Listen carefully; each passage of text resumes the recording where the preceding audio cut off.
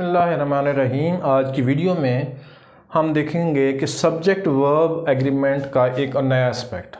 आमतौर पर अभी तक की जितनी भी डिस्कशंस हुई हैं, हमारी क्लासेस हुई हैं, उनमें हमने ये डिस्कस किया है कि सब्जेक्ट और वर्ब का एग्रीमेंट परफेक्ट किया जाता है। किस तरीके से? सब्जेक्ट के लिहाज से वर्ब लगाया जाता है, यानी सब्जेक्ट सिंगुलर है तो ये भी सिंगुलर है, ये प्लूरल है तो ये भी प्लूरल है। इसके दो कन्फ्यूजन एरिया थे, वो मैंने आपके साथ डिस्कस कर लिए कि कन्फ्यूजन एरिया ये होता है कि हम सब्जेक्ट और ऑब्जेक्ट को नहीं पहचान सकते, और दूसरा कन्फ्यूजन एरिया ये होता है कि जनाब हम सब्जेक्ट और जो उसका क्वालिफायर होता है उसको पहचान नहीं पाते, दोनों को मिक्स कर देते हैं, या बाद का सब्जेक्ट और सब्जेक्ट कंप्लीमेंट को मिक्स कर देते हैं, जिसकी वजह से प्रॉब्लम आ जाता है। जब सेंटेंसेस दिए जाते हैं हमें करेक्ट करने के लिए तो हमें समझ नहीं आ रही होती।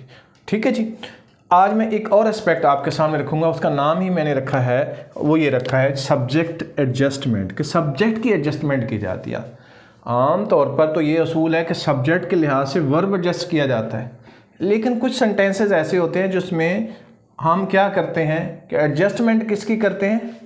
एडजस्टमेंट करते हैं सब्जेक्ट की वर्ब के लिहाज से। कैसे? कुछ एग्जांपल्स आपके सामने रखते हैं और आपको इस बात की एक्सप्लेनेशन आपके सामने आ जाएगी। मिसाल के तौर पे सेंटेंस पे गौर कीजिए। This types of balls are not in use. अब इसका एनालिसिस करें तो ये जो है इसका सब्जेक्ट है, ये एक प्रपोजिशन है और ये प्रपोजिशन का ऑब्जेक्ट है। ठीक है जी, ये वर्ब आ गया और बाकी सेंटेंस को वैसे रहने दें। तो हम अगर देखा जाए तो हमने किसके लिहाज से, इस सब्जेक्ट के लिहाज से ये वर्ब लगाना है। तो यहाँ पे क्या लिखा हुआ है? टाइप्स, तो आर आना चाहिए, और लेकिन उससे पहले दिस लिखा हुआ कि अगर ये टाइप्स है तो इसको एक्चुअली क्या होना चाहिए? These types. अब हमने डेमोन्स्ट्रेटिव प्रोनाउन जो टाइप्स के साथ लगाया हुआ था, these types of balls are not in use, अब ये करेक्ट है। यानी एक्चुअली अब हमने ये वर्ब को कुछ नहीं किया, वर्ब के लिहाज से हमने सब्जेक्ट को एडजस्ट किया है, सब्जेक्ट को प्लूरल बना दिया है। आमतौर पर क्या होता था कि सब्जेक्ट के लिहाज से वर्ब लगाया जाता था, तो अब इसमें रिवर्स ऑर्डर हो रहा है कि हम जनाब वर्ब के लिहाज से सब्जेक्ट को एडजस्ट कर रहे हैं। चलेंगे दूसरी एग्जांपल देखते हैं। All the player of this team are provided with good food. कहना ये चाहता है कि इस टीम के सारे खिलाड़ियों को अच्छा खाना दिया जाता है, कहना ये चाहता है। अब यहाँ पे देखें तो इसमें सब्जेक्ट क्या है? सब्जेक्ट ये ऑल द प्लेयर, ये आ गया प्रपोजिशन, और ये जो दिस टीम है ये प्रपोजिशन का ऑब्जेक्ट है। इससे हमारा कोई लेना देना नहीं है, इस वर्ब लगाने में ऑब्जेक्ट का कोई किरदार नहीं होता। ठीक है जी। आमतौर पर ये सब्जेक्ट है। अब ये सब्जेक्ट देखा जाए तो लिखा हुआ है ऑल। ऑल हमें प्लूरल की सेंस दे रहा है, लेकिन यहाँ प्लेयर लिखा हुआ है, तो ये अगर ऑल है तो इसको क्या होना चाहिए? The players.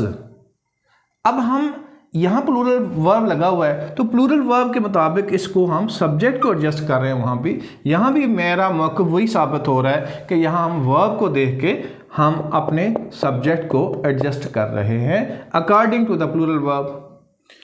थर्ड एग्जाम्पल देख लें और भी बात वाज़ेह हो जाएगी। Economic development is sustainable only if countries has reserves security.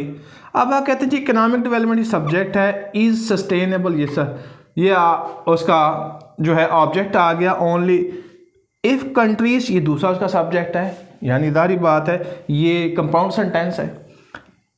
If countries have, देखें, हैज़ रिजर्व्स ऑन सिक्योरिटी, उनके पास सिक्योरिटी के रिजर्व्स मौजूद रहे, तो उस सूरत में कहना ये चाह रहा है कि उस सूरत में उनकी इकोनॉमिक डेवलपमेंट जो है सस्टेन करेगी, कि उनके अपने पास जो सिक्योरिटी रिजर्व्स हैं वो सही रहे, ये कहना चाह रहा है। लेकिन अगर आप देखें तो यहाँ पे हैज़ वर्ब है, ठीक है, और यहाँ पे कंट्रीज क्या है? प्लूरल है।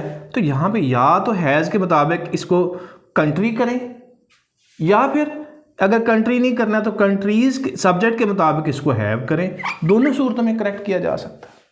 तो इसमें हमने देखा पहले दो सूरतों में कि हमने वर्ब के मुताबिक सब्जेक्ट एडजस्ट किया है, यहाँ पे हमने सब्जेक्ट के मुताबिक वर्ब एडजस्ट किया है। तो हमें दोनों तरफ देखना होता है कि कौन सा काम हमारे लिए ईजी है, उसके मुताबिक हम उसको एडजस्ट कर सकते हैं। Thank you.